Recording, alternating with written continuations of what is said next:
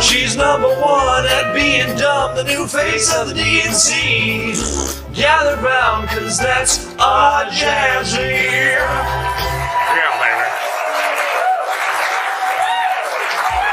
Jasmine Crockett's got another hot take. No blacks and whites on a wedding cake. The Democrats' new chosen one, Jasmine Crockett, is in the news again for an old clip where she attacked Florida Rep. Byron Donalds for marrying a white woman. Greg Gutfeld went head-to-head with Jasmine Crockett on live TV, and the result was explosive. Using sharp humor and quick timing, Gutfeld tore through her dramatic delivery and clearly threw her off balance. This wasn't a calm debate, it turned into a complete takedown. While Crockett stuck to rehearsed lines, Gutfeld fired back with non-stop punchlines that energized the crowd. The audience reacted instantly, and social media lit up just as fast. Anyone expecting a dull political exchange got the opposite. Crockett walked in unprepared for what came next. It's because you married a white woman and so you think that they're whitewashing. That's not very woke, is it? Of course, Crockett isn't the only Democrat who's opposed to interracial marriage, or else more Democrats would have voted for this one. Racist! Gutfeld doesn't debate to find middle ground, he debates to win. He jumps straight in and attacks weak arguments without hesitation. So when Jasmine Crockett arrived with her familiar theatrics and headline-ready remarks, a clash was unavoidable. Once she stepped outside the comfort of friendly platforms, her strategy fell apart. She expected the same gentle treatment she often receives elsewhere. That mistake cost her. Tyrus, I go to you for no particular reason. Is she making any point there?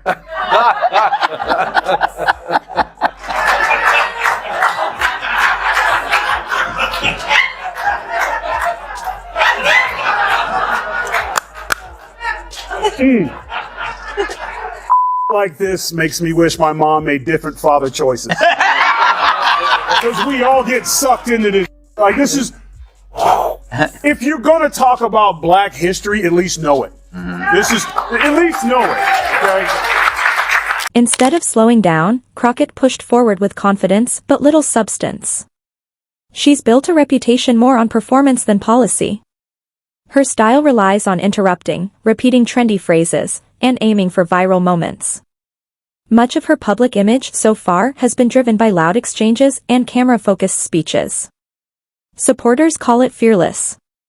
Critics see it as noise without results. It goes back to, that was 45 seconds of some of the, like, Kamala, you good right now.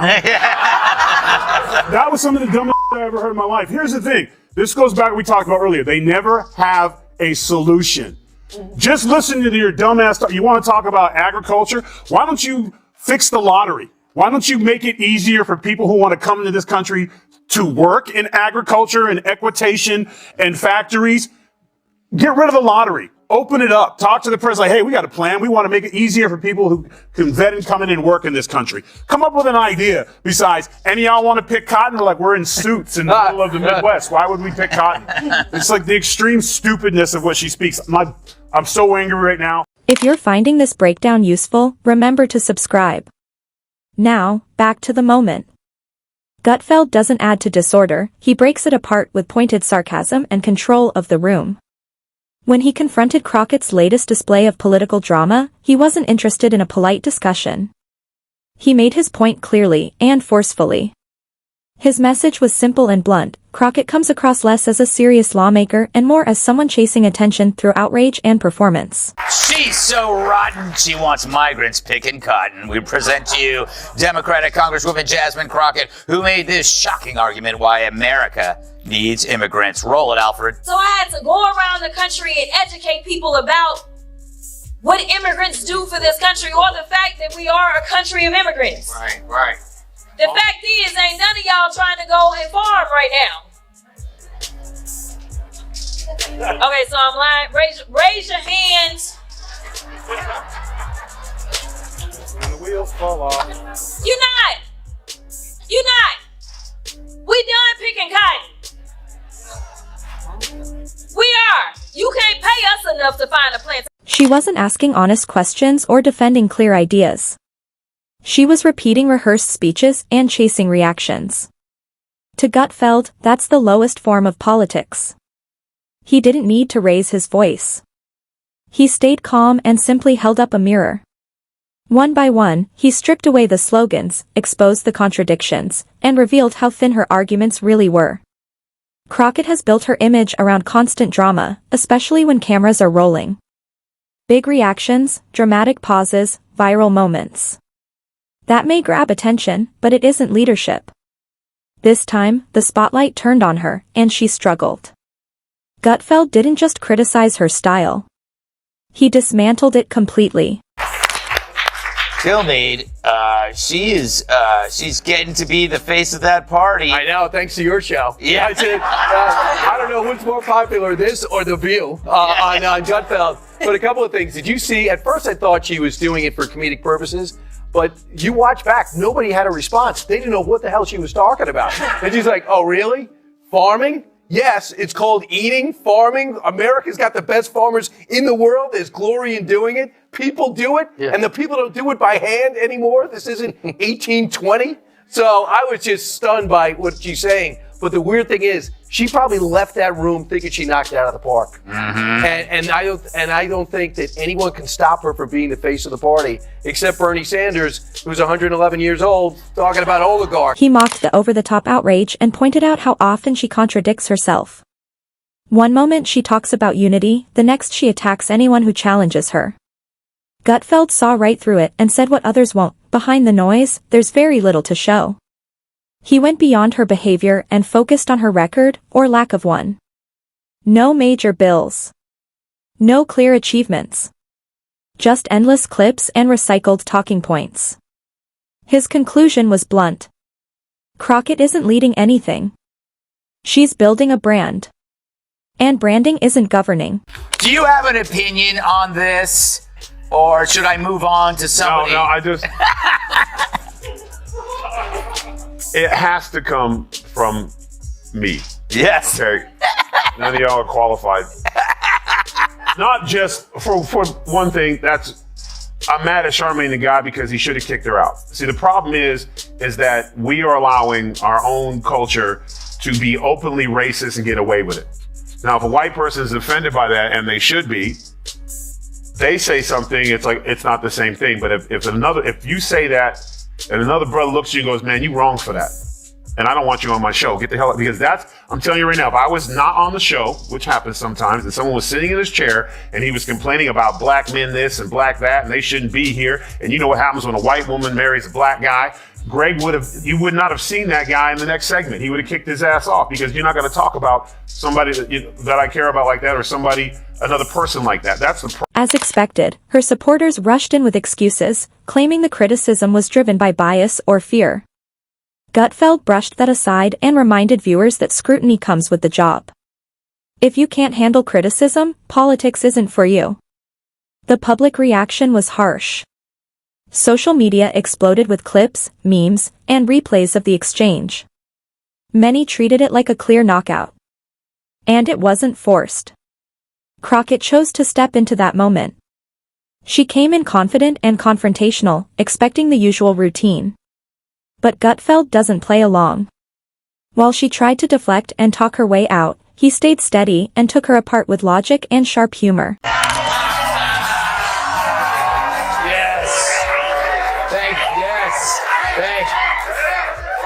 Yeah, all right, stop it!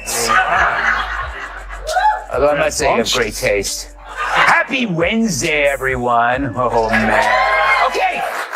The result was hard to watch for her side.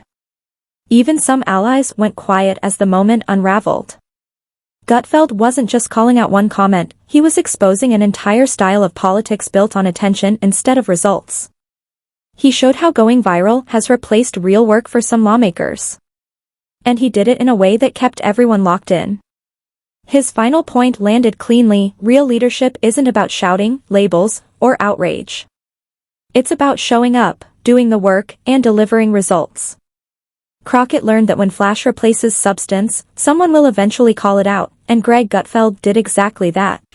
Jesse, they call Musk a Nazi, and next thing you know, you got swastikas on cars. They called Trump Hitler and a Nazi and a fascist, and he got shot.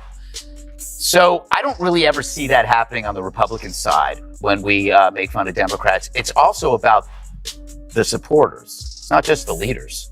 It seems like Democrats are easily programmed to do bad things. Yes, they are. They're very easily programmed, Greg. I made you. This wasn't just a sharp exchange, it was a clear warning. Gutfeld didn't only shut down Jasmine Crockett's approach, he sent a message to every politician who treats politics like a social media performance. Chasing applause and viral moments instead of results has a cost. Crockett tried her usual mix of outrage and recycled lines, hoping to stir the room. This time, it failed. There was no big reaction, no surge of support, just an awkward silence that made the moment impossible to ignore. First, they cursed, now they thirst for blood. Jasmine Crockett is upping her temper tantrums, now saying the only way Democrats can win elections is by throwing hands. I think you punch. I think you're okay with you okay with punching. It's Ted Cruz. I mean, like, this dude has to be knocked over the head, like, hard, right? As the pressure mounted, Crockett struggled to regain control, flailing in an attempt to steer the conversation back in her favor. She relied on the same familiar buzzwords, phrases she had used countless times before, hoping they would land this time. But nothing seemed to stick, and each word bounced off Gutfeld's calm, unreadable expression. He never raised his voice, never lost his composure, and never gave her the satisfaction of a reaction. That quiet confidence made the contrast between them even more striking.